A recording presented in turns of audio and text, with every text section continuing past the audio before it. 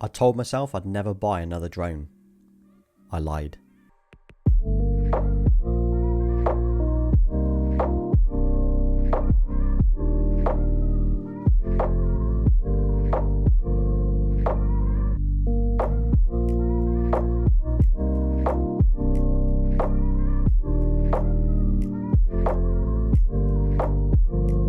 Hello everyone, it's SpawnPoint, and today we're going to be unboxing and reviewing the new DJI Mavic Air 2, which launched here in the UK last week. So I went for the Fly More combo. I'll run through every item that's included and the specs of the drones too. Also, if you haven't already, don't forget to subscribe to my channel and drop a like on this video, as it really does help me out. So everything comes pre-packed inside this carry case, which is really nice too. It's got a nice rubbery texture to it, nice detailing around the sides, and the DJI Mavic logo displayed on the front of the bag, which is a nice subtle branding as well. So there are two straps on this bag. You've got the adjustable shoulder strap and a shorter handle to carry it with. There's also a front zipped compartment, which is quite small, but probably ideal for your memory cards. So let's take a look at what's inside and we'll start unpacking it now. So we've got the Mavic Air 2, the drone itself, and wow, this is really light. I mean, it looks just like the other Mavic Pros, which is nice. Just a lot lighter than I expected. It's got nice branding on the sides. I'll run through the specs of this later and we'll get hands on with it.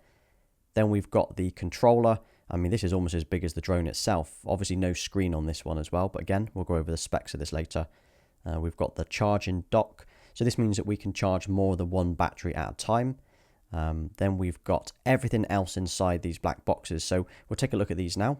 So it comes with 6 pairs of propellers, so that's 12 propellers in total, and these are all marked A and B, which again I'll cover that. We've got the Mavic Air 2 manuals and a quick start guide. We've got one spare battery here. We've got the 3-pin plug, obviously they'd be different for what country you're in. We've got the charging power pack. We've got another spare battery, which means we have a total of 3 batteries with this drone. Then inside the bag, there are a few other items too, which I actually thought were missing the first time that I checked, but it's inside this little zip compartment. So you've got the power bank adapter, so it means that you can charge your phone off of one of the battery packs. A USB cable for charging the remote control. A different USB cables as well for connecting different devices that maybe isn't an iPhone. You've got the 3 ND filters as well. And you've got a spare set of thumbsticks for the controller. So that's all the accessories that comes with this.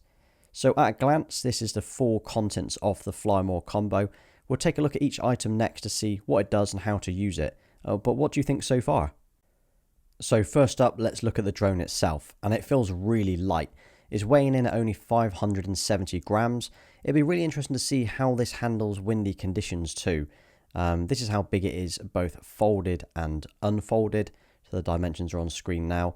And as you can see, it's pretty small. Style-wise, I like the look of it. I think it looks like the rest of the Mavic range, to be honest, which is kind of insect-like with its appearance. But I like the flat grey colouring too, and I like the Mavic Air 2 branding on the arm. So it comes with a pretty decent camera, which is capable of 4K footage at 60 frames per second. Now the footage taken with this little drone looks really, really nice too.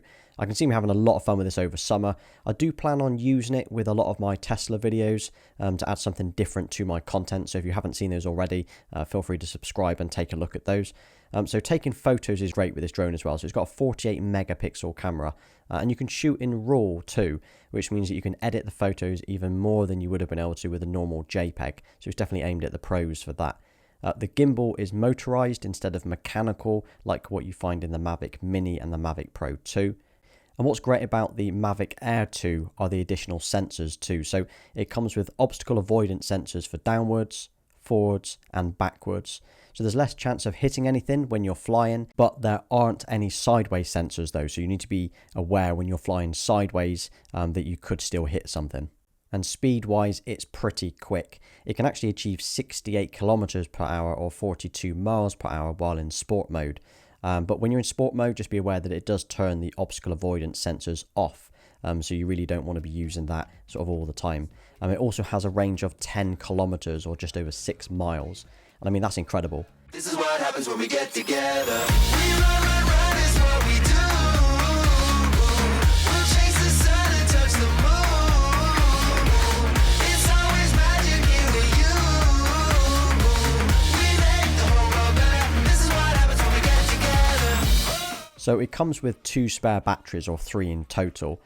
Each battery has a max flight time of 34 minutes, which is above any of the other DJI drones right now. I'll probably expect to see around 28, maybe 29 minutes realistically, but again, I'll be testing that out when I go out. Charging these with the charging dock is nice and easy too. You just plug each battery into the dock and then into the power adapter. And what it will do when it charges, it'll always charge the battery with the highest state of charge first. So you've always got a full battery quicker. So if you've got a battery that's plugged in with 10%, 50% and 80%, it will charge the 80% first, then the 50% and so on. And onto the controller, which is massive. So comparing it to the old Mavic Pros I've had before, this thing feels like the old Phantom controllers in terms of size. I like the texture though, and the colour. It feels big but sturdy too.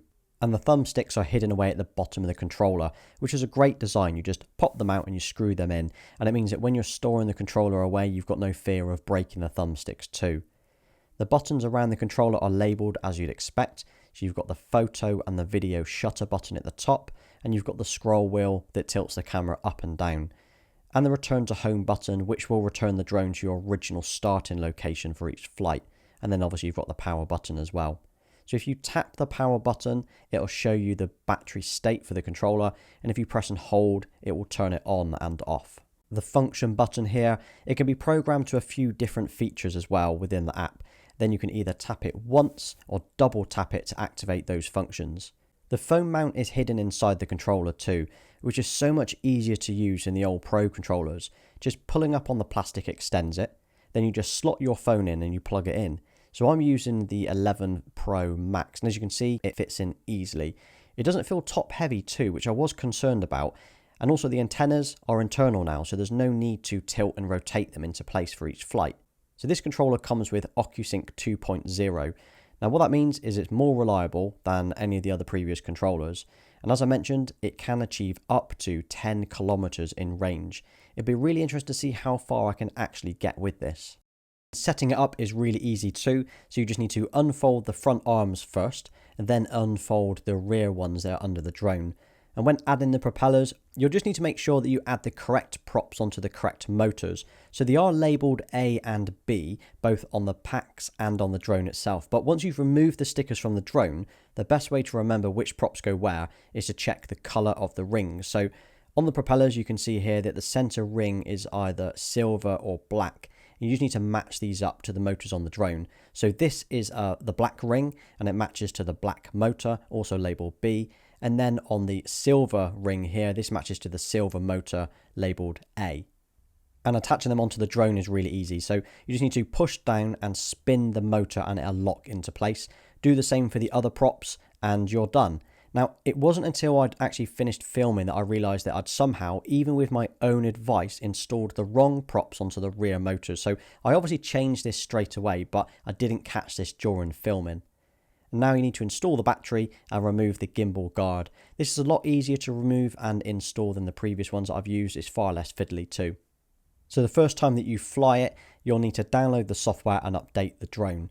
It'll take you about 15 minutes to do this and then you're good to go. So the app that you use with this drone is the DJI Fly app.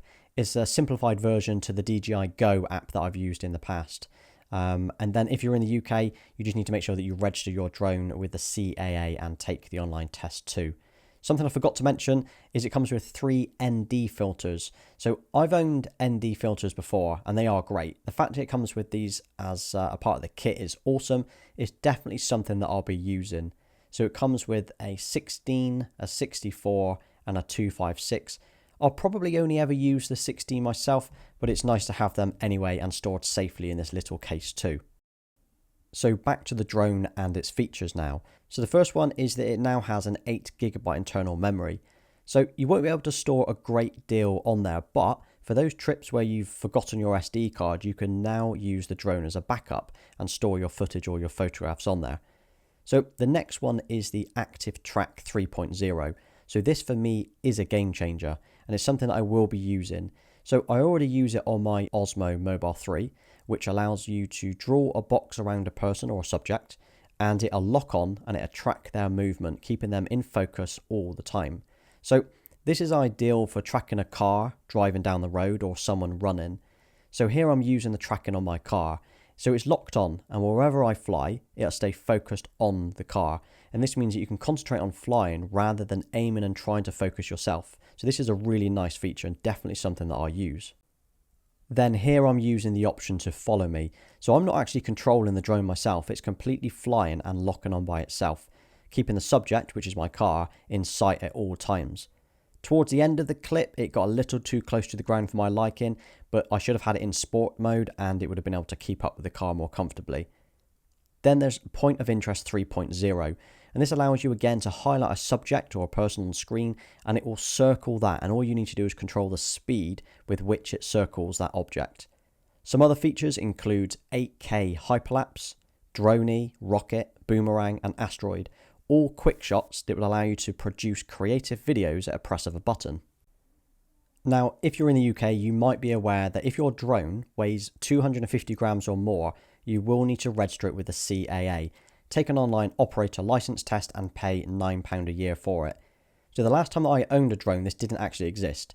So it's all new to me, but honestly, it's nothing to be afraid of. It took me less than 10 minutes to sort out, and that included taking the test, paying for it, and sticking the operator ID onto the drone.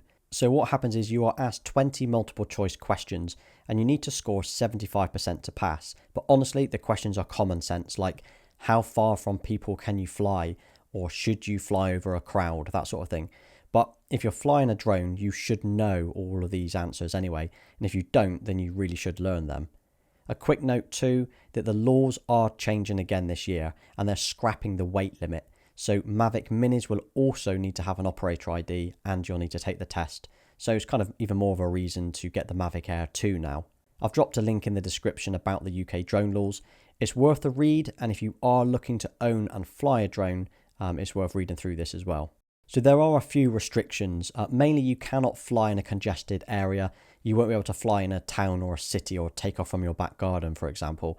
You can, however, fly around the countryside or at the coast, as long as you're a safe distance from people and buildings. I'm not going to quote the distances though, as they are changing soon, so what I say now will be out of date within probably the next couple of months, but check the link in the description for the full details. Then back to the drone itself. So packing away is pretty straightforward. Everything fits neatly inside this carry bag. It's where I'll be storing everything, so it's always ready to go when I need it. So what are my thoughts on the Mavic Air 2? It's awesome. And I'm really pleased that I held off going for the Mavic Mini now for the advantages. So after flying this for only 30 minutes, it's good to be back in the air. I'd highly recommend this drone to anyone, whether you're a beginner or a pro. I've also dropped a link in the description to this item. So I have previously owned drones, including the DJI's Phantom 3, the Mavic Pro and the Mavic Pro Platinum. Although I've not owned any for the last year, I suddenly felt the urge to buy another. Well, that's my first drone video on this channel. What do you think? I'm planning on using it a lot for my future Tesla videos too, and I've got a few planned out already. What would you like to see though next? Do you own a drone or are you looking at buying one? Let me know in the comments below. And as always, thanks for watching. I hope this video was useful to you. Please don't forget to like, subscribe and follow me on Instagram. Until next time.